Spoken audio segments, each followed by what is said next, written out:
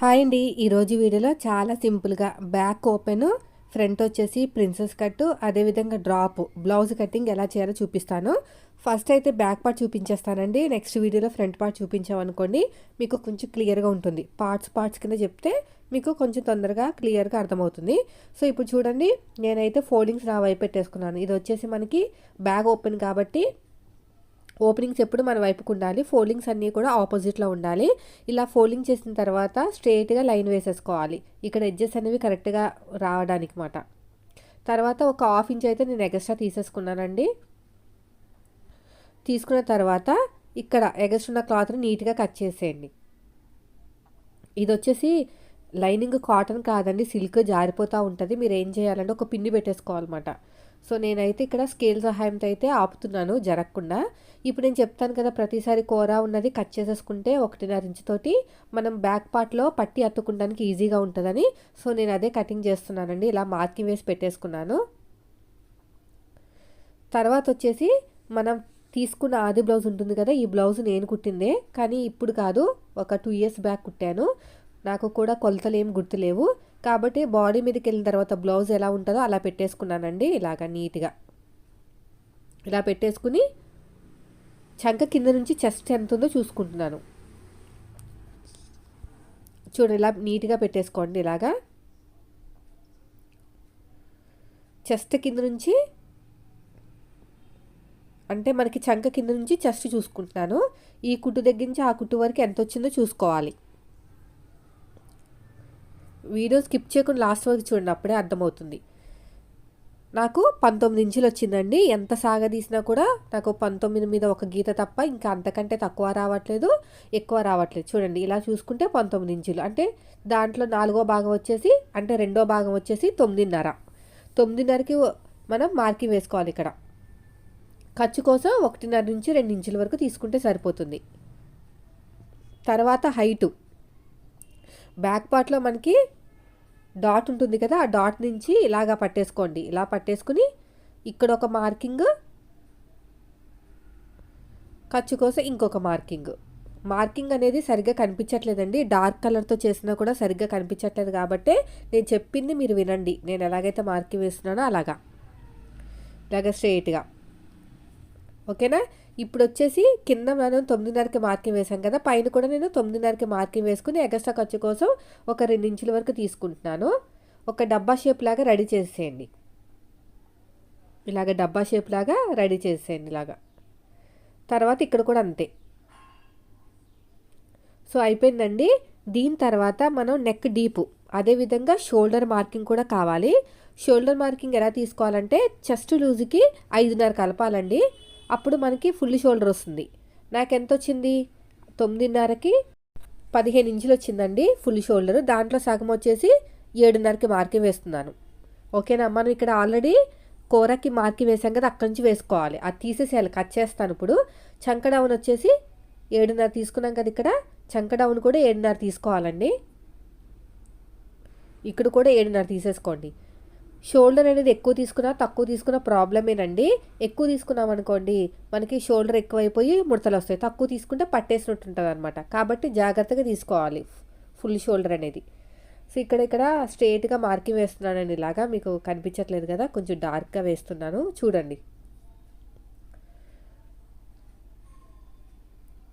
ఇక్కడ మనకి ఖర్చు కావాలి కదా, పట్టి అతకడానికి, ఉక్స్ పట్టి కాజా పట్టి. చూడండి 7.5, ఓకేనా. ఇది కూడా 9.5 చెస్ట్ లూజు.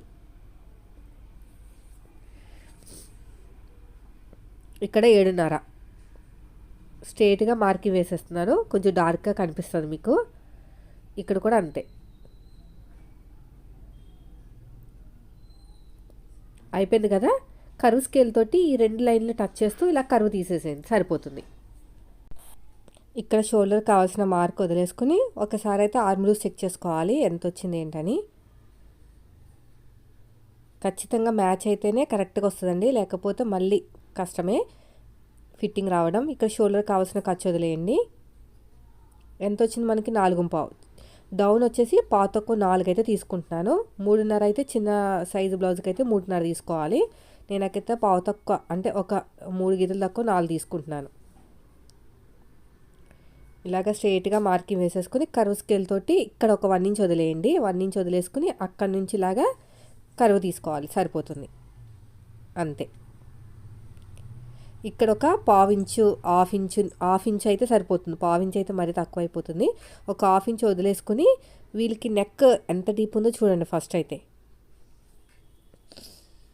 ఇలా నెక్ అనేది డౌన్ ఎంత ఉందో ఇక్కడ చూసుకుంటే సరిపోతుంది. ఖర్చు కోసం ఇంకొక మార్జిన్ అంతే. ఇక్కడ నేను 3 ఇంచులు ఇచ్చాను, ఇక్కడ కూడా 3 ఇంచులు ఇవ్వాలి. ఇలా 3 ఇంచులు ఇచ్చుకుంటే వెళ్తే సరిపోతుంది. పెద్ద సైజ్ బ్లౌజ్కి 3 ఇంచులు చాలండి. చిన్న సైజ్ బ్లౌజ్కి అయితే 2.5. ఇంకా ఎక్కువ బ్రాడ్గా రావాలి పెద్ద సైజు వాళ్ళకైతే 3.5. సో ఇప్పుడు ఈ రెండింటికి మిడిల్ ఎంత వచ్చింది? 6 ఇంచులు కదా, దీంట్లో సగం 3 ఇంచులు. 3 ఇంచులకి మార్కింగ్ వేసుకొని ఇలాగా క్రాస్గా ఇచ్చుకుని ఇలా రౌండ్ ఇచ్చేసేయండి. మీ దగ్గర కర్వ్ స్కేల్ ఉంటుంది కదా, దీంతో తీసేసుకున్నా కూడా రౌండ్ వచ్చేస్తుంది ఇలాగా. ఇప్పుడు బాదం షేప్ అనేది నీట్గా ఇలా డ్రా చేసుకోవాలి అంతే. కొంచెం నీట్గా కర్వ్లా రావాలి, చూసారా? కొంచెం మన హ్యాండ్తో కూడా ఇలా తీసుకోవాలన్నమాట.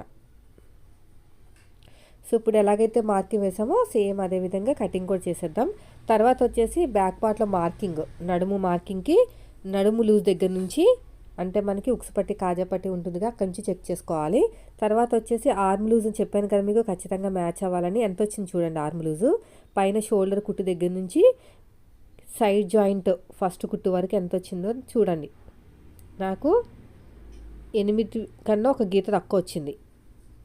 8 కన్నా ఒక గీత తక్కువ వచ్చింది అనమాట. 8 వచ్చేసింది రండి కరెక్ట్గా. సో 8 మ్యాచ్ అయిందో లేదో ఒకసారి ఇలాగా రౌండ్గా చెక్ చేద్దాం. సో నాకు అయితే మ్యాచ్ అయిపోయింది, కానీ 2 గీతలు అనేవి కొంచెం ఎక్కువ వచ్చినాయి కాబట్టి నేను మళ్ళీ కొంచెం డౌన్ చేస్తాను. 7.5 ఇచ్చాను లేదో ఒకసారి చెక్ చేసుకుని డౌన్ అనేది చెక్ చేసుకోవాలి. ఫస్ట్ చంక డౌన్ 7.5 ఉందా లేదా అని చెక్ చేసుకోవాలి ఫస్ట్. సో నాకైతే 7.5 కన్నా ఒక 2 గీతలు తక్కువే తీసుకున్నట్టు అనిపించింది. కొంచెం డౌన్ చేస్తే సరిపోతుంది అంతే. ఇలాగా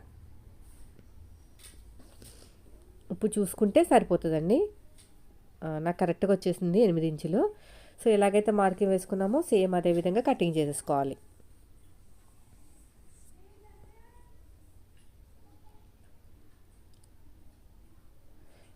కావాల్సిన ఖర్చు ఉంచేసుకుని, ఇక నేను చెప్పాను కదా ఉక్సు పట్టి కాజా పట్టి ఖర్చు కావాలని అది వదిలేసుకుని ఎలాగైతే నేను మార్కింగ్ వేసుకున్నానో సేమ్ అదే విధంగా కటింగ్ చేసేస్తున్నాను. చూడండి ఇలాగా ఒక హాఫ్ ఇంచ్ అయితే ఉంచుకోవాలండి ఉక్స్ కోసము. పావించి అయితే మరీ సన్నగా అయిపోతుంది. థ్రెడ్కి అయితే పావించి కూడా సరిపోతుంది. ఇక్కడ కూడా అంతే.